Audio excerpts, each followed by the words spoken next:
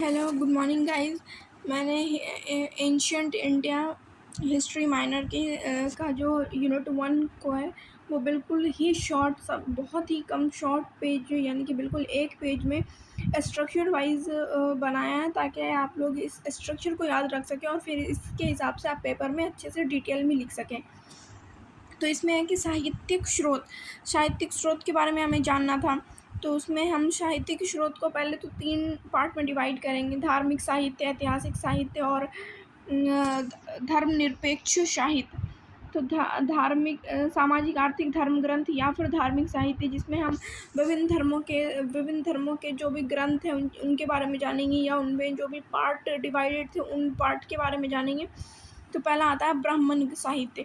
ब्राह्मण साहित्य में हम वेद, उपनिषद, पुराण, महाभारत और रामायण। वेद जो है वो वेद 4 हैं: ऋग्वेद, अथर्ववेद, यजुर्वेद, सामवेद। तो इन चारों वेद के बारे में आप थोड़ा थोड़ा पढ़ लीजिएगा। फिर उपनिषद के बाद पुराण, महाभारत और रामायण। फिर आता है बौद्धिक साहित्य।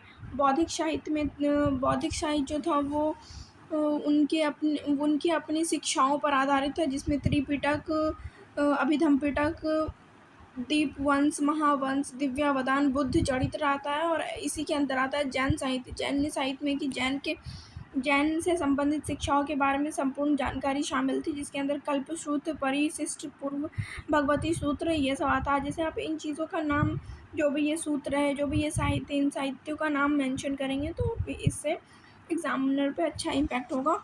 फिर आता है धर्मनिरपेक्ष साहित्य, जिसमें कौटिल्य का अर्थशास्त्र, विशाखा दत्त का मुद्रा राक्षस, बाण भट्ट का हर्षचरित, पतंजलि का महाकाव्य, ये और कुछ विदेशी विवरण भी, जो बाहर से इतिहासकार आए उन्होंने हमारे ग्रंथों के बारे में क्या लिखा, या हमारी भारतीय संस्कृति, उसके साहित्य के बारे में क्या लिखा। तो वो इस प्रकार है: मेगास्थनीज का विवरण, फाहियान का विवरण और वेन सांग का विवरण। फिर आता है पुरातात्विक स्रोत, जो ऊपर है। पुरातात्विक स्रोत में अभिलेख, सिक्के, मृद्भांड, स्मारक भवन, मूर्तियाँ। अभिलेख जो भी हम पेपरों पर या फिर किसी भी चीज़ पर जो भी कलाकृतियाँ लिखते थे या जो भी वर्ड लिखते थे उसको अभिलेख कहते हैं। सिक्का जो हम उस समय तो कांस्य युगीन सभ्यता जब आई तो फिर कांस्य का सिक्का चलने लगा। सिक्का का प्रचलन उस समय से शुरू हुआ था। तो उन सिक्कों का जब से प्रचलन शुरू हुआ और जो हमें वो सिक्के मिले वो पुरातात्विक स्रोत हुए। पुरातात्विक स्रोत वो होता है जिसमें हमें कुछ एविडेंस मिलते हैं। एविडेंस बेस्ड जो भी सोर्सेज होते हैं उसे हम पुरातात्विक स्रोत कहते हैं। और फिर मृद्भांड, जो भी कलाकृतियाँ मिली, जो आकृति मिली या फिर जो मटका, घड़ा, ये सब जो मिला वो मृद्भांड हुआ। स्मारक भवन, मतलब कि जो भवन बनाए हुए थे फिर वो ज़मीन के अंदर टाइम टू टाइम बिल्कुल अंदर दबते चले गए और उसे बाद में खोज कर निकाला गया तो वो स्मारक भवन हुए। फिर मूर्तियाँ, जिसमें हम डांसिंग गर्ल जो है उसका उदाहरण दे सकते हैं, मदर गॉडेस जो थी उसका उदाहरण दे सकते हैं। फिर आता है यात्रा वृतांत में विदेशी इतिहासकार और कुछ पर्यटकों ने अपनी यात्राओं को एक वृतांत के रूप में लिखा।